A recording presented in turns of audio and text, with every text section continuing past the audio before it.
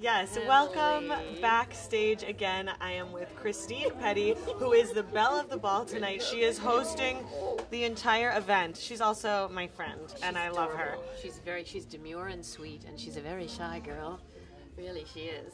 Anyway, I'm having a very good time. It's going remarkably well, I think. It's going remarkably well, and you have been hilarious, and your voice sounds amazing. Oh, you're very sweet. I appreciate it. I'm limping around backstage because I have a cast on my foot that I took off just so I, looked okay. Because it's better to look good than to feel good. So you injured your foot because somehow, and then you were out of the off-Broadway show musical. Yeah. We Distort, You Decide. But Correct. You're back in the show now. So I started on Friday. I started a few nights ago, just the beginning of this past weekend. And, I've been up and hobbling around, and so nobody's the wiser, apparently. But it was 2.5 months of hobbling around on crutches and so forth. And who's going to see this? Millions of people. Well, I have jury duty next week, and I may have a relapse and need to put my big plastic boot on and my crutches again. Oh, we won't tell. Don't tell anybody? Okay. No, we're just cabaret geeks. I feel great. I think it's wonderful. You can hear Warren Vacher playing right now. This is the coolest room in town as far as I'm concerned. Annie Ross is on stage.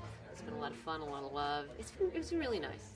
And 25 years of this wonderful art form that we really love so much. It takes a lot of perseverance and dedication and deep abiding love to keep this going, because this is not an easy art form. It takes a lot of time and money, and it isn't always returned sometimes.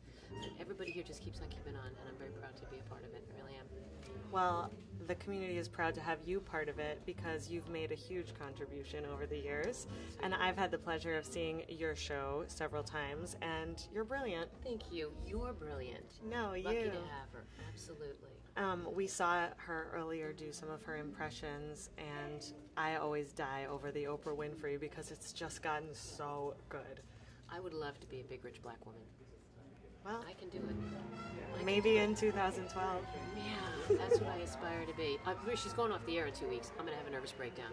We all are. I don't know. The song was on the nose. I don't know what I'm going to do. I don't know what I'm going to do. You have to watch the OWN network. Oh, well, I have been. I'm trying to make a segue into it. We shall see. I think I have to go. You have to go on stage. Lovely. See you later. So hobble away. Thank you. Bye, Christine Pedi.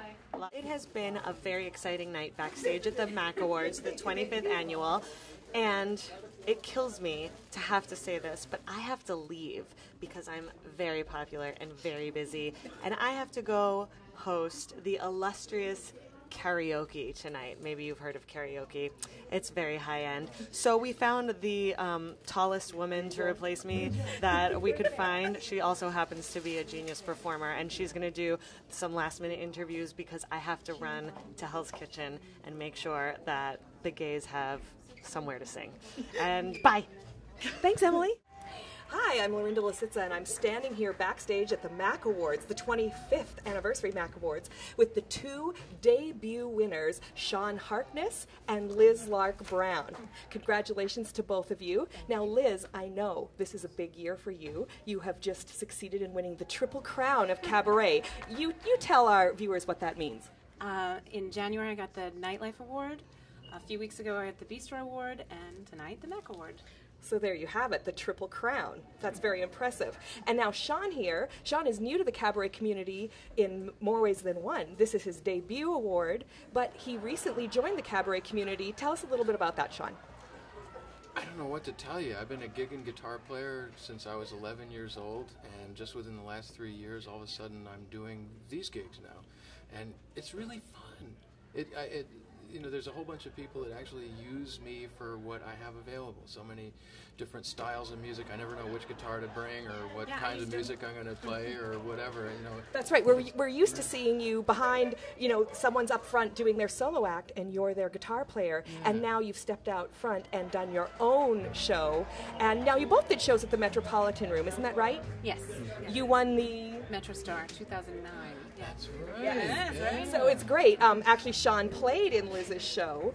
So it's all kind of a big family affair, just like cabaret really is a big family affair. It's a big, eclectic, weird family. Yes, yes. But congratulations to both of you. You were like the island of misfit toys, right? That's great. Very much so. Well, congratulations. congratulations to both of you. Have a wonderful evening, and see you at the Max next year. I hope so. Hope so. All right, Great. thank you. Thanks. With me tonight is Annie Ross, winner of the Lifetime Achievement Award, and Jane Monheit, who so beautifully introduced Annie before Annie sang. And Jane, I just wish you would, I want Annie to tell us a little bit too, but I would like Jane to tell us a little bit about what you said in your introduction. Well, it was really a big honor for me to introduce you tonight because I grew up listening to you. I lived on Lambert Hendricks and Ross records, and I learned so much about how to sing jazz in a way that didn't have to be about being, you know, super croony and beautiful. You know, you could be a musician while you were singing, and yeah.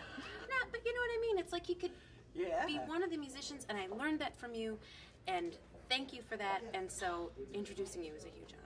Oh. That's terrific. And how does it feel to win the Lifetime Achievement Award and to know that you've influenced so many amazing singers? Well, it's an extraordinary honor, and I don't think of it like that. I love to sing so much, and I know Jane does too. And it's, I mean, you just burst if you couldn't sing. Yeah. You know, I've been lucky and enough. It's a healer, makes you feel better. Sometimes I go to work and I think, oh, I'm not really in the mood to sing. After I sing, I feel so good. I've been lucky enough to work your show at the Metropolitan Room. I'm one of the waitresses there. Are you? So I get to go a lot of Tuesdays and see you every Tuesday night at 9:30 at the Metropolitan Room. And everyone, come on down because it's absolutely amazing to get to see Annie perform every week. Just how now I know tonight you got a night off, but I think you're back next week, aren't you? Oh yeah, I've been there for 4.5 years. Mm-hmm. I know, it's great. It's amazing. We get to hear all your amazing songs, Twisted, and I love the one about the meatballs. That's one of my favorite ones.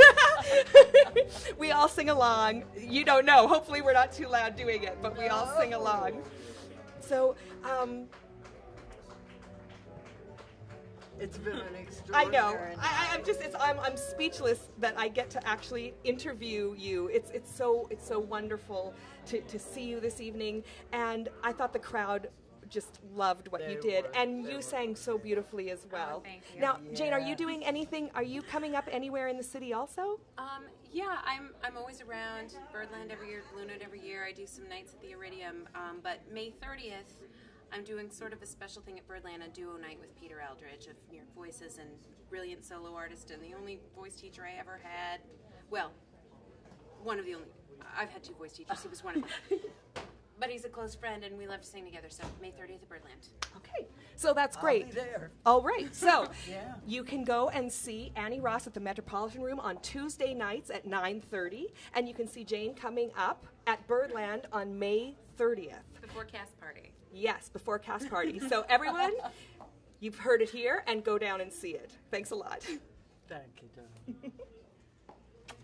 Lorinda Lisitza here with Kevin Dozier at the 25th Anniversary Mac Awards.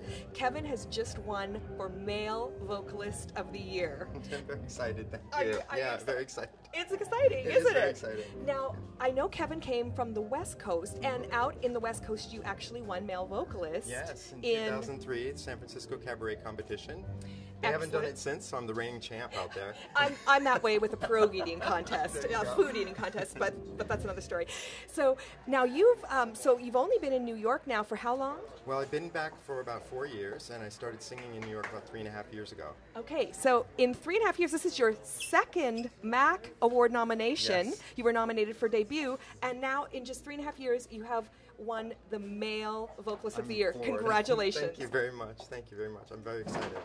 Now, what was the name of your show that you won with? Take Me to the World, named after Stephen Sondheim's song, obviously. Take Me to the World. Excellent. So, and it was a Stephen Sondheim show, or? No, it had several Stephen Sondheim numbers in it, but it had Brian Lasser in it. It had all kinds of things. Noel Coward, all kinds of music. Excellent, excellent. Now, sometimes when you win the award, you bring back the show. So do you think you might bring this one back? Well, I think what we're doing right now is I produced a CD 2 years ago, and we're working on a new CD, so we'll be doing a whole set of shows this fall around that. Excellent. And what's the name of the CD? I don't know yet. Ah, But, to be working with named. Alex Ryback on it, and he did all my musical direction this last year and a half, and it's been amazing working with him. So. Alex Ryback is a wonderful musical director, Very and it's so great exciting to musical get to work with director. him. Totally. I mean, you know what's great about New York is we get exposed to these amazing musical directors and directors, and get to meet all these wonderful people. So. Yes. Well, once again, congratulations.